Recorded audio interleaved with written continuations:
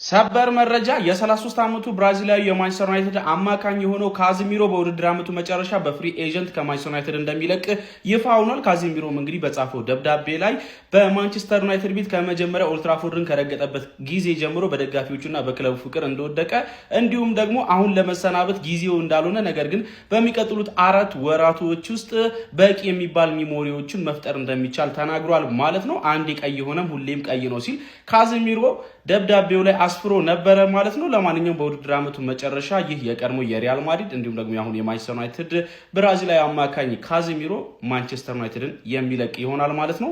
ስለዚህ መረጃ ምን ትላላችሁ? ሀሳባችሁን ኮሜንት ሴክሽን ላይ አካፍሉኝ። ፕላስ ምልክቱን በመጫን ፈጣን አዳዲስ የሆኑ ቡካሴ መረጃዎችን ማግኘት ትችላላችሁ። የማንቸስተር ዩናይትድ ተጫዋች ካዚሚሮ እንግዲህ ከማንቸስተር ዩናይትድ ጋር ሊለያይ መሆኑ በይፋ ተዘግቧል። ይህ ማለት በዚህ የውድድር ዘመን መጨረሻ ካዚሚሮ ኮንትራቱ ይጠናቀቃል። ታዲያ በዛ ሰዓት ላይ ማንቸስተር ዩናይትድን እንደሚለቅ ተናግረዋል። ብራዚላዊ ተጫዋች ካዚሚሮ እንግዲህ በማንቸስተር ዩናይትድ ቤት ኮንትራቱን ሲፈርም እንግዲህ የ1 ዓመት የመቆየት አማራጭ ወይም ደግሞ ውሉን የማራዘም አማራጭ ቢኖረውም ግን ማንቸስተር ዩናይትድን በዚህ የውድድር ዘመን መጨረሻ እንደሚለቅ ነው የተዘገበው። ኮንትራቱን በተመለከተ የማራዘም አማራጭ ቢኖርም ማንቸስተር ዩናይትድ የማራዘም ፍላጎት እንደሌላቸው ነው የተዘገበው። ታዲያ የማንቸስተር ዩናይትድ ተጫዋች ካዚሚሮ በማንቸስተር ዩናይትድ ቤት ብለቅም እንግዲህ ሁልጊዜም የማንቸስተር ዩናይትድ ደጋፊ እሆናለሁ ሲል ተናግሯል። ያኔ አጫዋች ስንጠብቅ እንደ ዲዮንግ ታንክ ተገዝቶ ሁሉም ብርግግ እስኪቀመጥ ገብቶ ከልብ እስክናየው እኛም ውዝግብ አየንና ፎንቃ ጥልፍ ክፉ ደጉም በሱ እልፍ አሁን ልውጣ ይበቃኛል ሂድ ይቻላል ናፍቀኛል። እንዲህ ነው ህይወታችን ውዝግብ ያለው ማን በዚህ ልጅ ጉዳይ በቃ እኔ ግራ ገብቶኛል። የምሬን ነው። ቢወጣ ጥሩ ነው። ሌላ ተጫዋች ይመጣል ደህና ተጫዋች ደሞ ወዴም ባርባር ይለዋል። ማን ይናፍቀኛል ይሄ ሰው በቃ ቴንኪው ብያለሁ። ለማንኛውም ካዜ ጊዜው ገና ቢሆንም ይሄን ለማለት በቃ ቴንኪው ላረግሹ ነገር ያራዳልች ማንቺን ይሁን ስቴፕም ቢሆን አገዛዋል በቃና ይመቻቹ።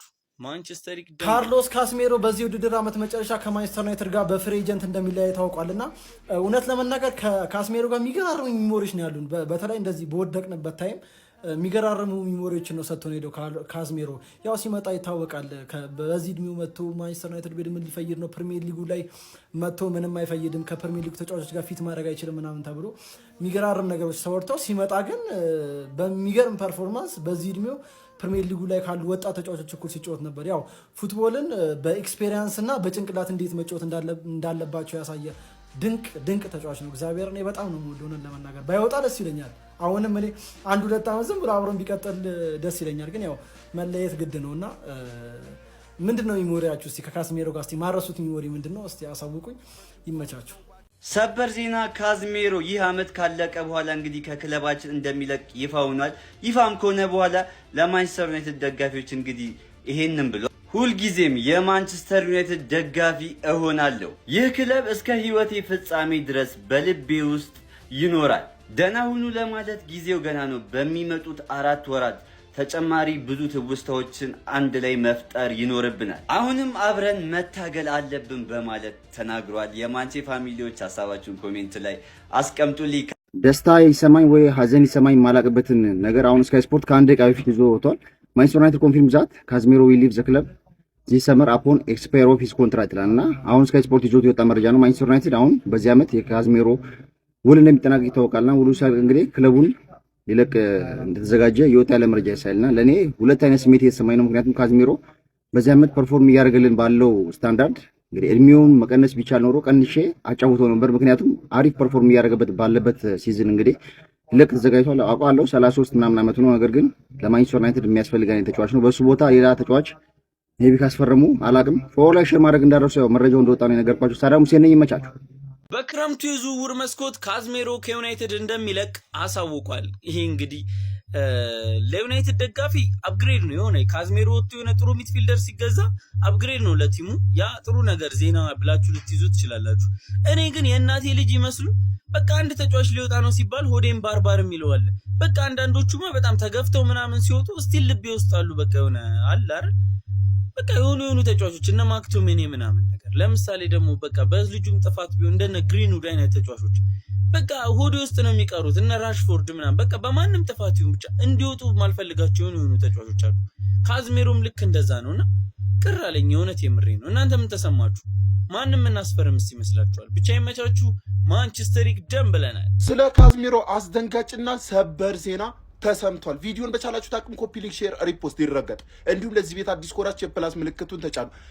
ብራዚላዊ የመሃል ሜዳ ፈርጥ ካዝሚሮ በክረምቱ የዝውውር መስኮት ከክለባችን እንደሚለቅ ሙሉ በሙሉ ራሱን አረጋግጦታል።